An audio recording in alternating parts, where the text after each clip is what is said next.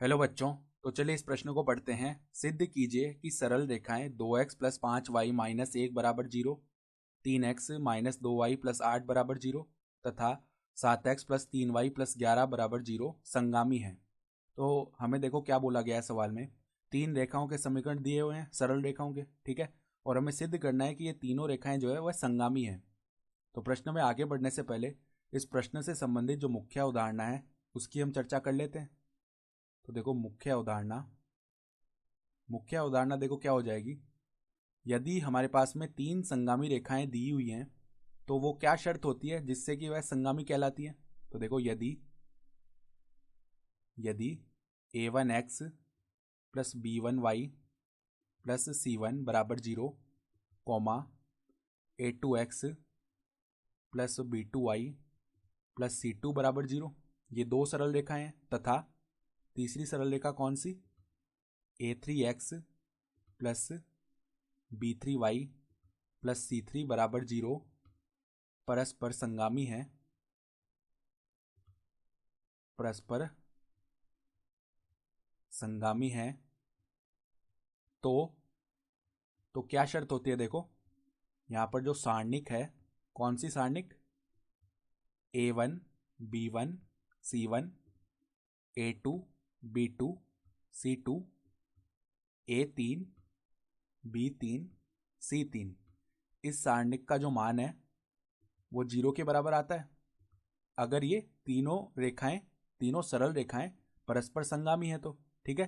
तो उसी प्रकार देखो इस सवाल में भी हमें तीन रेखाओं के समीकरण दिए हुए हैं, ठीक है। तो इनके लिए हम क्या करते हैं, इस सारणिक का मान निकाल लेते हैं। देखो यहां पर देखो इस सवाल में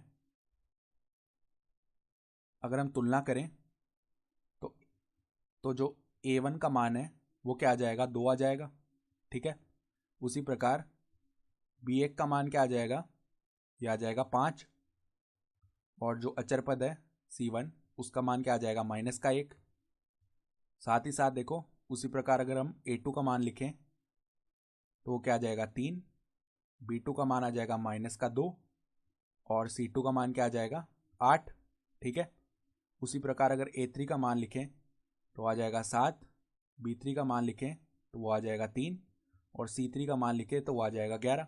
तो अब सारणिक का मान निकालते हैं और देखते हैं क्या आता है। अगर 0 आ गया तो ये तीनों रेखाएं भी परस्पर संगामी हो जाएंगी। तो अब देखो यहाँ से सारणिक का मान निकालते हैं। तो देखो सारणिक का मान क्या आएगा, सारणिक बराबर यहाँ पर क्या आता है, a1 b1 c1। तो देखो 2 5 -1, 2 5 -1, फिर देखो 3 -2 8, 3 -2 8, फिर क्या आ जाएगा, 7 3 11। तो 7 3 11, ठीक है। तो क्या करते हैं, इस सारणिक की पहली पंक्ति के अनुदिश हम क्या करते हैं, विस्तार कर देते हैं। तो 2 गुणा में यहाँ पर क्या आ जाएगा, 11 गुणा होगा -2 से तो -22, माइनस में 3 गुणा होगा 8 से यानी -24, फिर माइनस आएगा 5 गुणा में यहाँ पर देखो 11 गुणा होगा 3 से तो 33, माइनस में 7 गुणा होगा 8 से तो यहाँ पर 56, फिर देखो प्लस में यहाँ पर देखो वापस -1 है तो -1, फिर यहाँ पर क्या होगा, 3 गुणा होगा 3 से तो 9, माइनस में 7 गुणा होगा -2 से तो प्लस का यहाँ पर 14 बनने वाला है, ठीक है। तो यहाँ से देखो -22 और -24 ये कितना हो जाएगा हमारे पास में, ये हो जाएगा -46, ठीक है। -46 जो है वो 2 से गुणा होगा तो यहाँ पर देखो -22 -24 कितना बन जाएगा, -46, उसको 2 से गुणा किया तो -92। फिर यहाँ से देखो 33 -56 कितना हो जाएगा, -23, उसको -5 से गुणा किया तो +115, ठीक है। फिर देखो 14 प्लस में 9 किया हमने तो कितना बन जाएगा, 23 माइनस का, यहाँ से देखो -92 -23 क्या हो जाएगा, -115 और यहाँ पर प्लस का 115 तो ये क्या बन जाएगा, 0 बन जाएगा। अर्थात इस सारणिक का मान क्या आ गया, 0। अतः इससे यह सिद्ध होता है कि ये जो तीनों रेखाएं हमारे पास में सवाल में दी हुई है ये परस्पर संगामी है, ठीक है। सारणिक का मान 0 आ गया है। अतः अतः जो रेखाएं हैं, अतः दी हुई अतः दी हुई सरल रेखाएं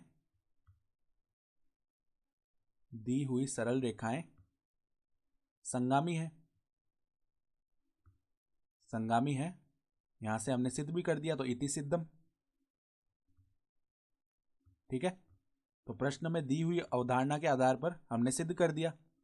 तो आशा करता हूं कि आपको यह प्रश्न समझ में आया होगा। धन्यवाद।